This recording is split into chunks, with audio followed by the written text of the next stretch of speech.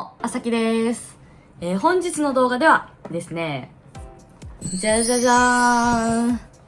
なんと、めったに物を買わないこの私が DJI Neo が出た絶妙なタイミングでアバター2買ってしまいましたイエーイ。というわけで、今回の動画ではですね、なんでバリバリの自作機ユーザーの私が DJI アバター2を買ったのか、DJI アバター2のいいとこですね、メリットデメリットをお話ししていきたいと思います。で、時間があったら実際開封して設定だったりとかもやっていきたいんですけど、動画もし長くなりすぎちゃったら、設定開封は次回の動画に回そうかなと思います。で、私アバター2自分のを買う前に結構いろんな人の機体飛ばさせていただいて、かなりいいなと思って買うことにしたんですが、この DJI アバター2のいいとこですねをまず上げていきたいと思います。まず一つ目ですね。一つ目はなんといっても電波法の縛りがないっていったところはかなり大きいかなと思います。っていうのもこちらですね、自作機の場合ゴーグルつけて飛ばすんですけど、このゴーグルと機体の通信のところで 5GHz 帯という周波数帯を使うんですが、この周波数帯を使うときに趣味で飛ばす場合はアマチュア無線の免許で、仕事で使う場合は陸徳の免許がそれぞれ必要になってきます。まずそこで飛ばすために免許がいるよというところが結構ハードルになっているんですが、今回 DJI から出たこいつですね。こいつはこのゴーグルと機体の通信映像伝送のところが 2.4GHz 帯で通信するので、これ 2.4 ってスマホの電波とかも 2.4GHz ですね。なので使うのに特に資格は必要ありませんということで、資格なしで飛ばせるといったところ、一つ大きなメリットかなと思います。また自作機の場合ですね、その免許取るだけじゃなくって、通信してる基盤側に開局申請っていう無線局ですよっていう申請を総務省に出さなきゃいけなかったりとか、あと仕事で使う場合はさらにとある団体に所属して年会費払わなきゃいけなかったりとかっていう、かなりもうめんどくさい手続きを踏まないと飛ばせないといった背景があるので、特に仕事で FPV 飛ばしたい人は今まで自作機だとやっぱりかなりお金も手間もかかるので大変だったんですけど、その部分がクリアされるので、もうそこだけでもメリットかなりあるのかなと思います。で、DJI のメリット2つ目ですが、2つ目はやっぱり安心のフェイルセーフ機能があるのがすごくいいなと思いましたと、あとは手を離しててもその場にホバリングするとかいう安定性ですね。特に自作機の場合は自分でこの配線とかハンダ付けしてつけてるので、飛ばしてる途中に私の腕が悪くて配線ポロって外れるともう機体墜落しちゃって悲惨なことになるという可能性あるんですが、やっぱそこはメーカーが作った機体の安心感だったりとか、あとは送信機との電波が切れちゃった時とかですねにこれ GPS 一応乗っけてるので戻ってはくるんですけど、やっぱりちょっとね心配なんですが、 DJI の機体だとそういう時にリターントゥーホームしてくれるとか、あと自作機は突然ゴーグルの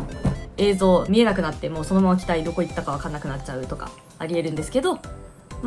こっちだとゴーグルの映像途切れたとしてもリターントゥーホームボタンも送信機だったりとかにあるので、それで戻ってくるといったところの、もう飛ばす時の安心感っていうのが全然違うなと思いました。なのでやっぱり仕事とかで飛ばす時はこっち、電波の問題もあるけどそういう安全機能の面でも私はこっちの方が全然いいのかなと思いました。で、3つ目、メリット3つ目ですねはやっぱり飛行距離ですね。自作機はどうしても飛行距離、私テストして2キロぐらい飛びはしたんですけど、やっぱり怖いですね。飛んでってアンテナが後ろについてるので、行く時は電波届きやすいからいいんですけど、戻ってくる時ですね、戻ってくる時ここにバッテリーが乗ってて、でアンテナこれなのでやっぱり電波がこう機体とかバッテリーとかに当たって行きよりも悪い可能性が高くなっちゃう、こう戻ってくる時ですねとかで、やっぱり安心して飛ばせないんですね、長距離というところもあるんですが、まあそこもね、一応メーカースペック6キロだったかな、だけどまあそんな飛ばないとは思うんですけど、6キロということで自作機より全然飛行距離飛ばせるというのも魅力的なところかなと思います。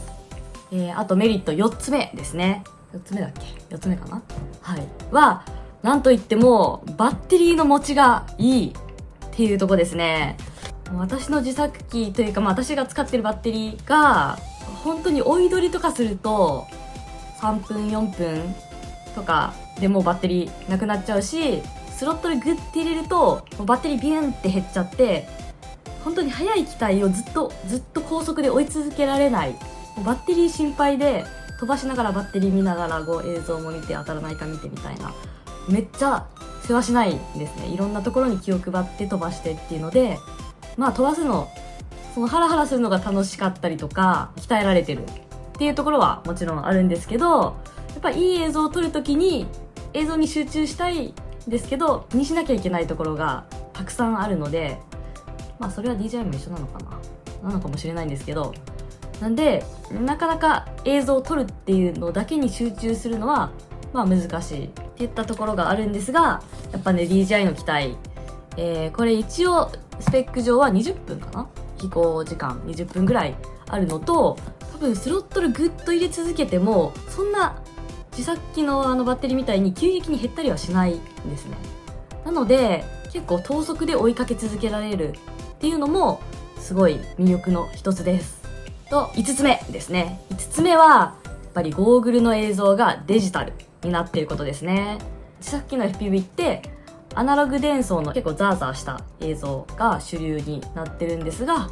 まあ、それに慣れてるとこのアバター2のデジタルの綺麗な映像ですね、かなり感動しました。デジタルの方が細かいところまで綺麗に見えるので、例えばこっちアナログだと木の枝とかですね、なんか画面全体がザーザーしてて木の細かい細い枝とかなかなか見えないんですが、まあそういったところもこっちではくっきり見えるっていったところで、飛ばすときかなりいいかなと思います。で次6つ目メリットですね。6つ目はやっぱりこれも結構でかいんですけど、リモート ID に対応してるっていうのも、DJI の機体ファームアップとかでリモート ID インストールっていうのかな、できるので、この自作機の場合は外付けで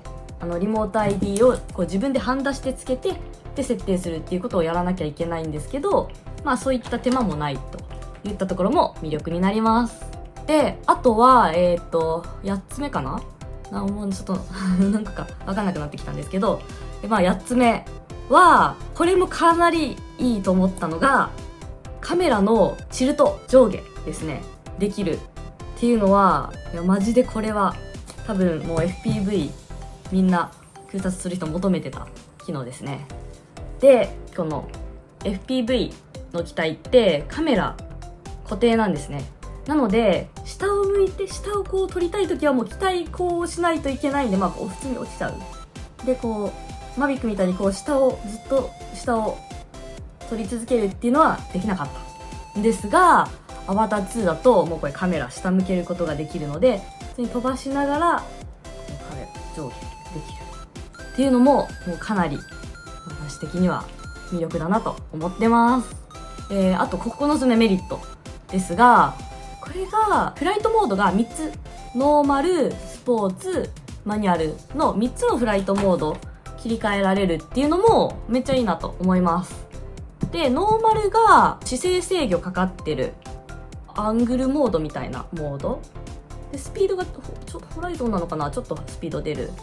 でマニュアルモードが完全にこの姿勢制御なしでこうくるんと1回転できるモードっていう3つ切り替えできるんですけど、最初のノーマル姿勢制御ありの状態だったら、今まで FPV やったことない人でも、こう飛ばすことができると思うので、そういった段階的に使えるっていったところもすごくいいなと思います。あと、10個目くらいかなのメリットは、今まで私はこの自作機で撮る映像と Mavic で撮る映像2つ組み合わせて入れるの結構好きだったんですね。それぞれで撮れるアングル全然違ったりとかしてたので、Mavic だったらこう真下ずっと俯瞰して撮るみたいな撮り方できたりで、こっちはこっちですごいこう自由度の高い動きができるとかで、それぞれでいいところがあったんですけど、このアバター2はどっちもいけるんじゃないかなってちょっと思ってます。Mavic 的な撮り方をしたり FPV 的な撮り方をしたりっていうのが一機で結構できるのかなと、完璧にできるわけじゃないかなとはちょっと思うんですけど、ほぼほぼできるんじゃないかというところも、魅力の一つかなと思います。あとはアバター2は室内でも飛ばせるっていうのも結構でかいなと思ってます。で、逆にアバター2のデメリットですねはあんまりないかなと思ってて、あえて言うとすでに試作機を飛ばしてて、で特に法律面だったりとか運用面問題なく飛ばしてるよっていう人はあえて買わなくてもいいのかなぐらいと、あとはやっぱアバター2ちょっとね重いんですよね。しっかりしたガードついてるっていうのもあるんですけど、フリースタ的な飛ばし方はできないです。ロールとかくるんって1回転したりとかはできるんですけど、本当にヒュッヒュッヒュッみたいなそういうフリースタ的な動きはできないので、そこはちょっとやるなら自作機かなというのと、あとはやっぱり機体自体ちょっとちっちゃいのとガードがあるので、風にはそんなに強くない、ある程度飛ばせるんですけどそこまで強くないっていったところはこのアバター2特有のデメリットかなと思います。あとはレース機ほどスピードがやっぱ出ないっていうのと、レースのレギュレーションとはちょっと違うので、レースしたいとか、自由にフリースター飛ばしたいっていう人はもう自作機の方がやっぱり楽しいなと思います。あと壊れた時ですねの修理が自分でできないっていうところ、ただそれもDJI ケアリフレッシュっていうこの DJI が年に何回まで無料で直してくれるよみたいなやつをセットでつければ全然いいのかなというところもあるんですけど、あえて言うとその辺かなという感じです。ただ私は個人的にやっぱ自作機を飛ばすことが楽しいんですね。その自由度のある動きができるのがすごい飛ばしてて楽しいし、自作機にしか撮れない画角アングルの映像っていうのももちろんあるので、これからも自作機メインで飛ばしてはいくのかなと思います。ただやっぱりここ飛ばすのにちょっとチャレンジできないなだったりとか、いい映像観光地とかで、もちろん許可取って撮りたいなっていう時はやっぱこっちの方が安心感があるので結構活躍する機体なのかなと思います。ただどっちを飛ばすにしても航空法っていうのは守らなきゃいけないので、そこはしっかり知識として身につけて守るようにしなきゃいけないかなと思います。ちなみに私は DJI FPV は買っていなくて買わなかった理由ですねもうあるんですけど、DJI FPV はちょっと飛ばさせてもらったんですけど、なんか重い、飛ばす感じが自作機に比べるとちょっとずっしりしてて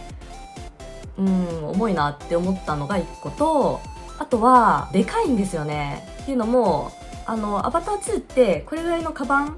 にコンパクトに入って持ち運べるんですけど、 DJI FPV は結構でかいケースで持ち運ばなきゃいけないのが嫌だなと